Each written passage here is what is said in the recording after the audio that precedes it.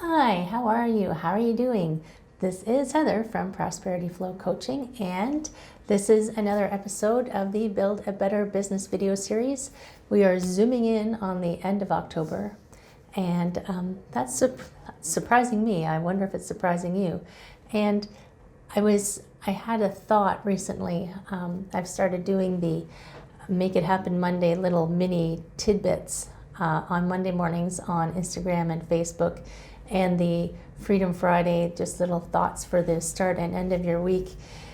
And then these videos, and then I was looking at my to-do list, and I was looking at my emails, and I was feeling like I just had a lot of stuff going on. And it made me realize that, everybody's got lots of stuff going on, but it made me realize that I may have been giving you too much to do. I may have been giving you lots of homework and try this and try this and try this. And it can feel like there's just too much going on and your head is spinning, and then you end up doing nothing, right? That's what happens to me. I get so overwhelmed, I get frozen, and I kind of get stuck. And my coach helps me, obviously, which is super awesome. It's great to have a coach to be kind of in my corner, and he helps me get my focus and get my groove back on if I ever feel like I'm kind of drowning in things. And then I was just thinking about all the things I had to do and how I was going to manage my schedule and how I was going to fit them all in. And I remembered, this is pretty old school. And some of you, I'm sure you've heard of the Stephen Covey 7 Habits for Highly Effective People, right? I'm not going to go over that stuff. But there's a grid that he used, which I went to find out if he invented it. He didn't actually invent it. It was called, when I looked it up, it's called the Eisenhower Matrix, because I guess Eisenhower used it, and then it became popular when Stephen Covey started using it. But it's actually a super simple way to break down stuff you need to get done and figure out what you need to do first. So there's 4 quadrants. On the top is, I'm just going to look at my thing to make sure I say it to you right, urgent and not urgent. So, we're going to have 4 boxes, urgent and not urgent, important and not important. Easy, right? You can make that decision fairly quickly on whether something is urgent or not and whether it's important or not. So as it fits into those 4 boxes, quadrant 1 is urgent and important. So obviously that's the stuff you've got to do first. That's the stuff that needs to get done now. So you've got to be really critical when you're evaluating these things. Don't just assume that everything has to get done now. We are living in this world where we think everything needs to be immediate. I need to answer that email immediately. I need to answer that text message immediately. But if you're old enough to remember before there was social media, before there were smartphones, and if you're not, that's okay. We all have our lives. We've all come to a certain point in our life with a certain level of understanding. But there was a time where even when the internet came on, when emails came, you didn't have to answer them immediately. It's because as we become more connected, we think everything has to be now, but it doesn't have to be now. You can decide when you're going to answer your emails and your text messages. Obviously, if it's an emergency, you're going to answer it right away, but most things aren't an emergency. So the quadrant 1 is urgent and important. So it's a do it now kind of thing. Maybe it's due soon. It's like soon enough that you need to work on it now. And you also want to make sure that the stuff you put in that box, I alluded to it with not everything is urgent and important, but does it align with your goal?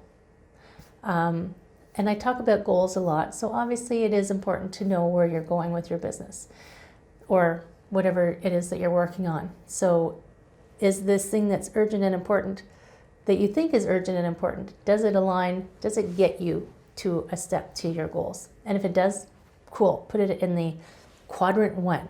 Then quadrant 2 is that it's important, but perhaps it's not urgent. So that's something you're going to schedule on your calendar. So it's due later than the urgent, so you've got some time to work on it, but it's still something important, and it's something that is going to achieve your goals on a longer term basis, right? So for me, I'm working on a digital course that's going to teach non-accountants the basics of accounting. It's like, I know there's a million of them out there, but I'm going to teach it my way, and I'm going to teach it to the people who I think need it in the way that they need to understand it. So that's important. It's not urgent because I've got that scheduled for coming in down the pipe next year. So that's something that it's important, obviously, but it's not urgent. So I'm going to schedule that, and I'm going to make sure that I don't leave it so long that it's going to become urgent. So I'm going to schedule it in steps out so that I can work on it. And when it becomes that it needs to be done, it'll be done. Quadrant 3 is urgent, but it's not important, right? So that's something you're going to delegate. Hopefully you can have someone to delegate it to. Maybe you'll automate it. So, like an automatic message responder that says, thanks for your message. Your message is important to me. I check my emails once a day and I'll get back to you when I can. Or you're going to decline it, because even if it's urgent, it doesn't mean it's important. When I worked in corporate, there was a saying that got thrown around a lot that, lack of planning on your part does not constitute an emergency on my part. So depending on your business, it's a little cold-hearted, I know, but it was corporate. What it is it's due soon. But if it doesn't work on your own goal, and it's not important for what you're working on, even if it's somebody else's urgency, it doesn't mean you have to drop everything and do it, right? You got to stay focused on what your goals are, and if somebody else could do it, give it to somebody else to do. That's the best, right? The fourth quadrant is not urgent and not important, right? That's a pretty easy one. So delegate it, automate it, or decline it. And that's an easier one to make a decision on, because it's not urgent and it's not important. And especially if it's not achieving your goals, if it's not working towards anything, then you don't have to worry about it. It goes into that fourth quadrant. You can have a list, a little book of quadrant 4 items to look at later, maybe if it's something that you want to keep a hold of. I keep a list of things to do later, things to think about later. Granted, I haven't gone back to very many of them, but I know that they're there. It's kind of frees up my brain space. I don't have to keep thinking about those things. I know that I've captured them, and I can go back and check them when I want to. So when you're working when you plan your day, so maybe you want to plan your day. So I'm going to plan my day, and I'm going to look at the things I want to achieve today. Where do they fit in those 4 quadrants? And obviously I'm going to work on quadrant 1. If I have time, I'll go to quadrant 2. So that's first I'm going to do the urgent and important. Then I'm going to do the not urgent and important, quadrant 2. And then as I look at my week, because I like to plan out a whole week of where I'm going to block things in. I like to block my calendar times on what I'm going to do. So I have my list of major items that I need to get working on that are working towards my goals. I do actually schedule free time as well, because that helps me towards my goals. And I chunk it into my calendar. So obviously I'm going to pick the urgent and important ones first, slot those in to make sure those are taken care of when they need to be taken care of. Then I put in my not urgent and not important. Then if I have time, maybe, I might, and don't fill your free time with the tasks that you are not important and not urgent, or not important even if they are urgent. If they're not important, keep your free time, right? So try that.